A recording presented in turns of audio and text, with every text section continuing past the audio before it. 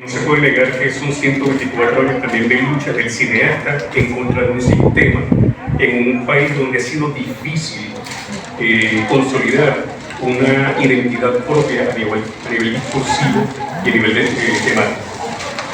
Por otra parte, el audio, sus elementos estéticos y técnicos, que ha sido como que una gran debilidad en la producción cinematográfica, principalmente de los años 70 y 80, pero sin embargo en la última década, y a propósito de la digitalización de los medios y los recursos, ha ido creciendo en ese proceso de perfeccionamiento y además aproximación a lo que debe ser un cine con características industriales y con características realmente de altura a nivel académico de todo. En mi caso, voy a conversar en relación a la perspectiva tecnológica y narrativa del cine venezolano. Lo decía el profesor Frandis. Existe una gran oportunidad para los realizadores y las personas que son amantes y apasionadas del audiovisual. Y existe porque desde la década del 90, 2000 y más ahora, con este auge tecnológico, tenemos en nuestras manos dispositivos que nos permiten, es una herramienta que tenemos a la mano para realmente incursionar en el área audiovisual. Mi nombre es Abraham Moreno, soy docente del programa de artes audiovisuales.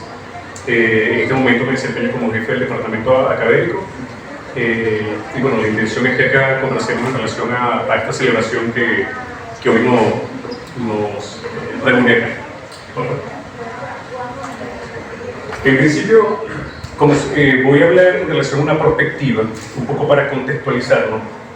Se entiende por perspectiva la ciencia que estudia los elementos científicos, económicos y sociales a futuro de forma individual o conjugada que inciden en el desarrollo y evolución del mundo moderno y permite prever las situaciones derivadas de su influencia en el presente. ¿En qué sentido? Hablar de estos elementos tecnológicos ya nos permite tener un basamento, una perspectiva de cómo será el audiovisual en el futuro y tenemos que adecuar el presente. No se trata de una predicción, es un análisis de tendencias. Gastón Berler, que es uno de los grandes promotores de la ciencia prospectiva, dice que es la ciencia que estudia el futuro para comprenderlo y poder influir en él con la finalidad de transformar el presente. El profesor Fernández conversaba en relación a la ley de cine, que su última reforma fue en el año 2005, pero que hay aún elementos en deuda en relación a la producción cinematográfica. No existe un detalle, está más orientado hacia la parte de financiamiento, hacia la parte de gestión gubernamental en alianza con el cineasta, más que de la promoción propia del cineasta como artista. Y esa es una de las grandes debilidades que tiene esta ley. En mi estimación personal y las premisas que planteo para este foro, el primero está enfocado por un enfoque pragmático material en relación a los elementos tecnológicos de cómo hacer cine, y el segundo es un enfoque estético expresivo en relación a qué narrar en el cine venezolano. En relación al primer enfoque, esta primera premisa, voy a citar a Jesús Abreu en un trabajo de grado del año 2015 en la Universidad Católica Andrés Bello titulado La pequeña revancha del cine venezolano, reportaje interpretativo sobre la última década del cine nacional. Está hecho del año 95 al 2015. Y él decía algo muy particular: cine en cualquier país se trata de un oficio costoso, el oficio de colaboración de un montón de gente trabajando para lo que está en un encuadre. Él menciona la hora, lo que el encuadre. Pero es así. O sea, la industrialización del cine pasa por elementos de intereses económicos. Es un trabajo. O sea, la persona que se vincula al área cinematográfica dedica tiempo, investigación, preparación para obtener un producto que aparte de sus elementos estéticos, narrativos, conceptuales y expresivos, necesita ser retribuido de alguna manera. Hay producciones que tienen 100, 200, 300 personas. Imagínense un productor ejecutivo o un director con 300 personas simplemente a modo colaborativo. En algún momento ese sistema va a colapsar, porque cada quien tiene intereses personales de subsistencia y sobrevivencia. Entonces, eso es un elemento fundamental. Y si Venezuela ha tenido cercanías a industrializar la producción cinematográfica, el área cinematográfica nacional, hay experiencias, hay antecedentes que hemos estado en algunos momentos próximos a, pero aún es un trabajo por realizar. En cuanto al análisis planteado, surgen 4 elementos fundamentales. Vivimos ahorita en la actualidad en un momento tecnológico disruptivo, es decir, antes de este proceso de pandemia, el que no tenía la necesidad de un teléfono inteligente, de una tablet, de una laptop, sencillamente podía vivir su vida sin la necesidad de hacer uso de estos dispositivos. Ahorita no. La situación nos ha llevado a depender y necesitar de estos elementos, tanto para la comunicación, como para el trabajo, como para la formación. Entonces, lo que en Venezuela iba a tardar años en consolidarse, disruptivamente se volvió una necesidad. Todos tenemos un teléfono, una tablet o una laptop. El segundo elemento, uso masificado de tecnologías audiovisuales domésticas.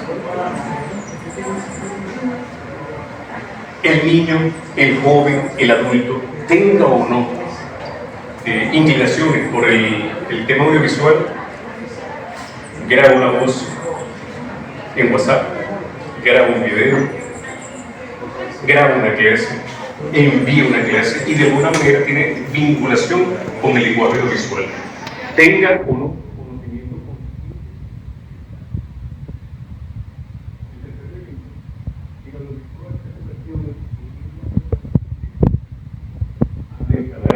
el mensaje de texto. Ahorita es una videollamada. Ahorita es, no escribo, envío la voz, la nota de voz. Entonces, el audiovisual, el lenguaje audiovisual, forma parte ya de ese lenguaje, el lenguaje masivo, que ha sustituido incluso al lenguaje escrito. Todo es audiovisual, simplifica los procesos. El cuarto elemento, la oferta y demanda ubicua de los contenidos audiovisuales. En cualquier plataforma, de cualquier manera, con cualquier dispositivo, podemos ofertar o demandar producciones audiovisuales. Familiares, personales, profesionales, artísticas, pero están presentes. Forman parte de un sistema totalmente ubicuo.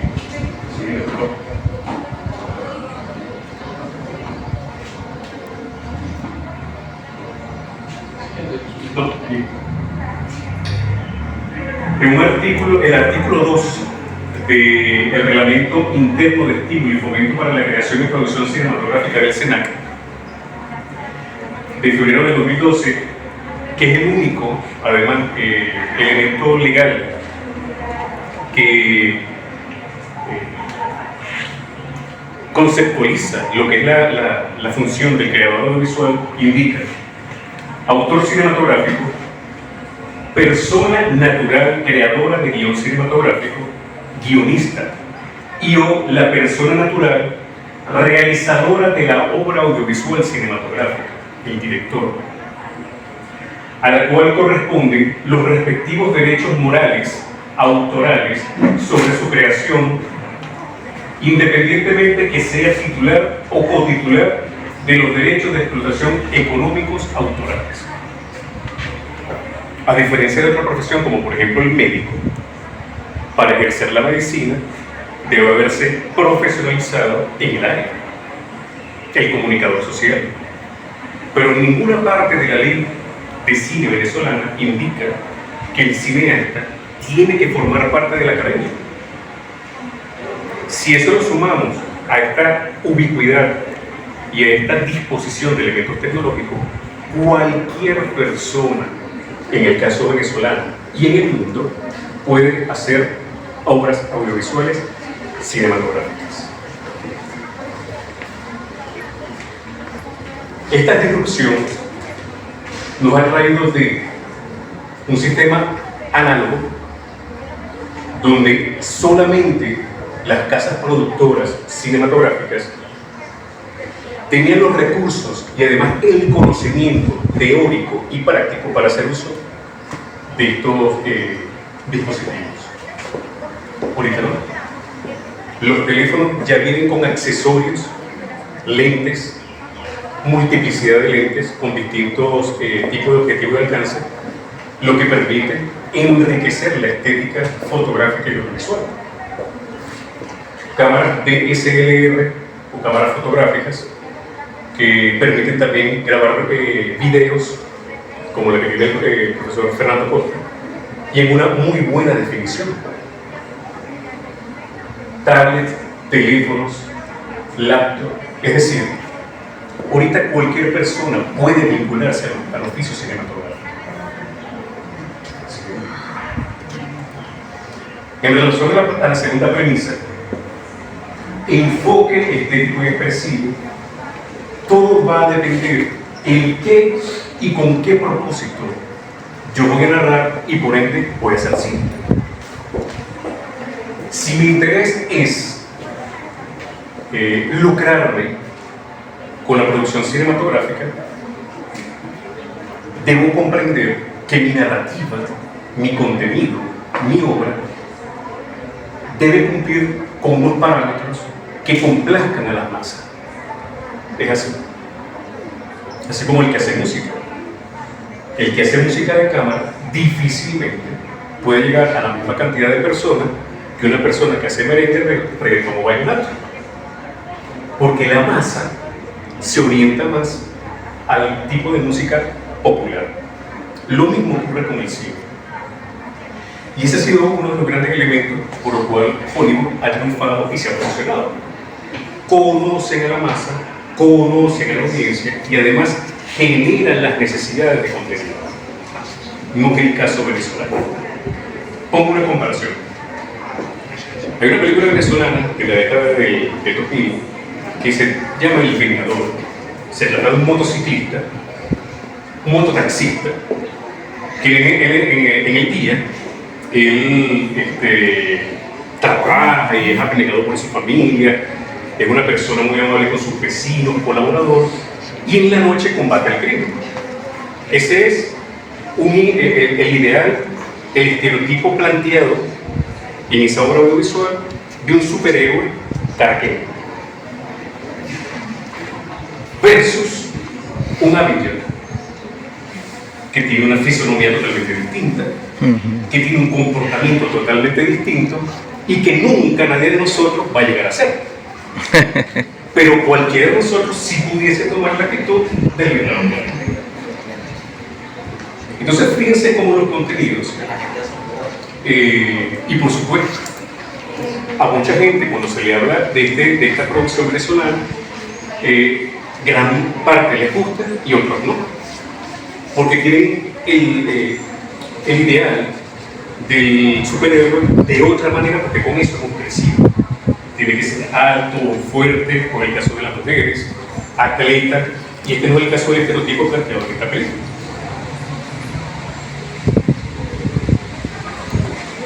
Dice Edgar Soberón, en una publicación, un libro editado por la Escuela Internacional de Cine, el cine se asemeja a la pintura, la música, la literatura y la danza. En este aspecto, es un medio que puede utilizarse para producir resultados artísticos, pero no necesariamente Y en ese pero no necesariamente es donde ha transitado la mayor parte de la filmografía venezolana. Lo refería el profesor Francis, uno de los grandes referentes y fuertes en relación a títulos y obras de la cinematografía venezolana son documentales,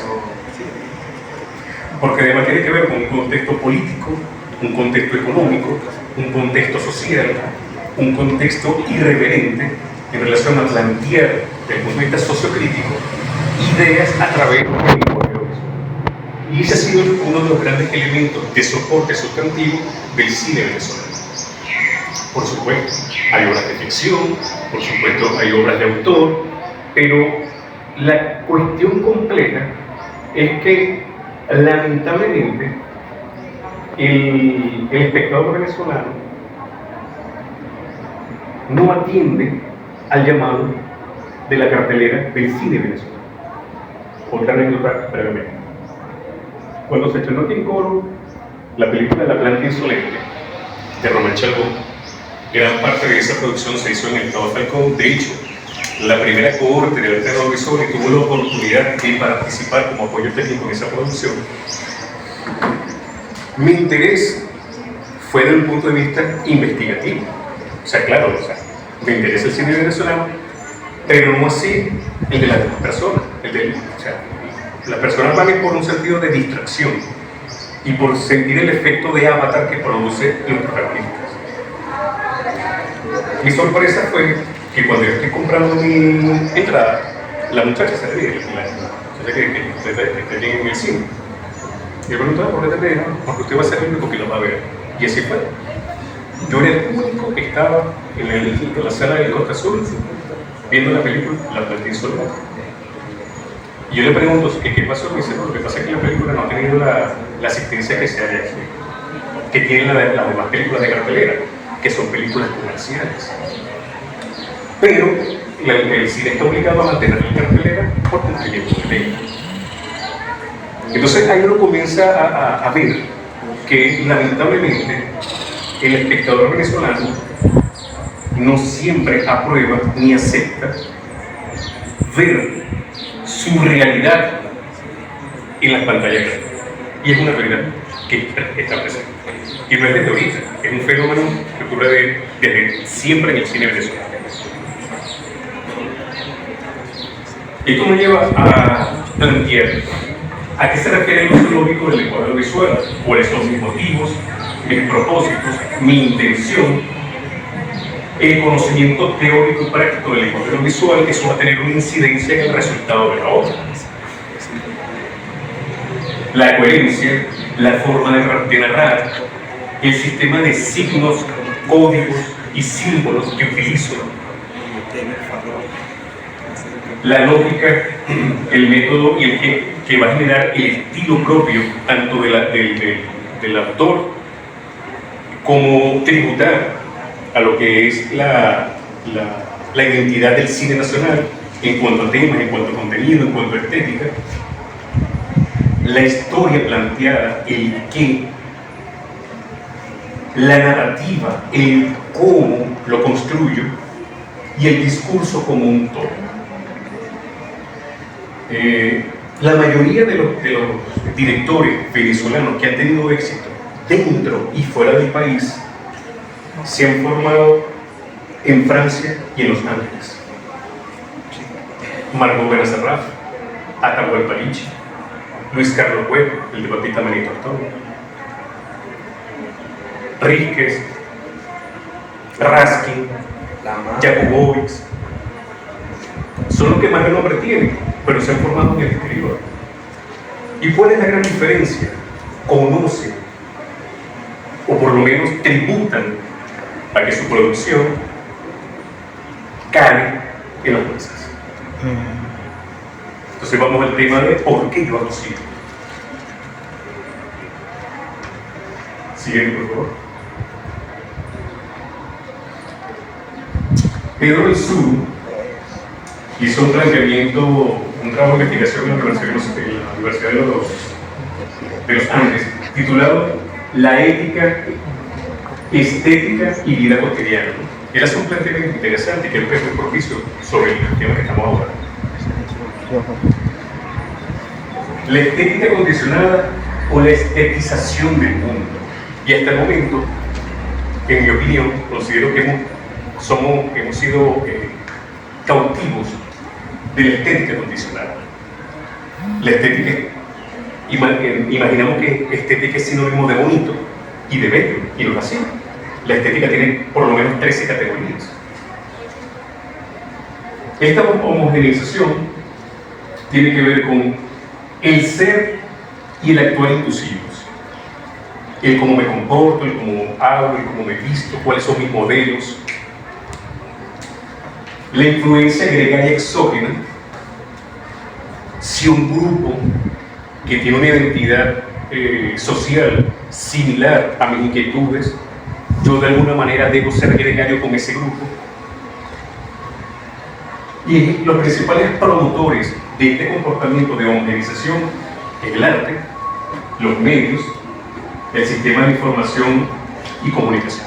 Lo que vemos, lo que escuchamos, radio, cine, televisión, prensa y fundamentalmente cine. Versus la heterogenización, la necesidad de retornar a los valores locales, la conquista de los referentes y trascendentes culturales propios. Los promotores para esto son precisamente el arte, los medios y sistemas de información y comunicación. Si nosotros como realizadores audiovisuales no comenzamos a escribir y a reconocer lo propio, difícilmente nuestra audiencia va a comenzar a reconocernos como autores nacionales. Yo siempre le pregunté a todos los muchachos, y esto es verídico, me ha ocurrido en la clase de producción. Un guión.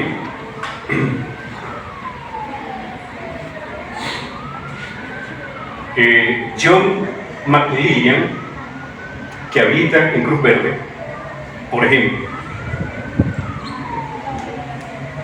O sea, no se puede llamar Juan Chirino, Carlos Bracho, Abraham Moreno. O sea, incluso el nombre de su personaje está consecuencia de la homogeneización. O sea, mi personaje de cine tiene que tener un nombre X, pero no reconozco, y a pesar que en la trama vive en Cruz Verde y es de Coro, pero su nombre no tiene referencia cultural con su contexto. ¿Qué plantea entonces Pedro el Sur? El autor debe ser consciente y además responsable de su percepción y las sensaciones, tanto las que él vive como las que él hace vivir en este proceso de arte, el arte a partir del sentido. El artista, la obra y el espectador tienen que estar conectados en el discurso y en los temas. Lo que existen y piensan, sienten y expresan. Debe haber una concordancia entre quien hace y quien ve. Y lo ético plantea lo proxémico. Si yo voy a, por ejemplo, mis elementos proxémicos principales, coro. Yo conozco los colores de coro, conozco los sonidos de coro, conozco el comportamiento del coreano. No puedo entonces hacer una obra en coro que transgreda los elementos que yo conozco y son proxémicos para mí y que además van a ser proxémicos para mi audiencia. Porque en el momento que estén viendo la obra, van a entrar en un conflicto de que, oye, o sea, esto no cuadra. Porque yo también soy de coro y el planteamiento narrativo que está allí no corresponde a lo que yo también conozco. Utilizar el imaginario racional, lo cotidiano, lo verosímil, lo predecible. O sea, simplemente un nombre, pero no es verosímil, no es creíble. ¿Puede ocurrir? Sí. Pero si yo construyo una obra cinematográfica, puedo utilizar los elementos más proxémicos y tener en cuenta la acción social de la obra audiovisual, en este caso cinematográfica. En relación a lo estético, lo que se transmite, el qué y el cómo, el sentido común de lo plural, la empatía entre el creador y el espectador, y el ser, en el sentido de la razón y la pasión. Entonces, considero que este planteamiento de Merovín es muy pertinente para comenzar a preguntarnos, desde el punto de vista de la realización, la ética del estética.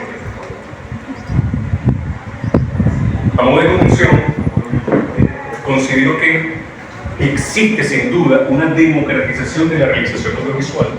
Cualquier persona puede hacer así. Existen facilidades para la promoción, distribución y exhibición, por supuesto, principalmente desde el cine independiente. Ya el cine industrial son otros caminos y que en este contexto es bastante complejo, porque una producción cinematográfica industrial es sumamente costosa.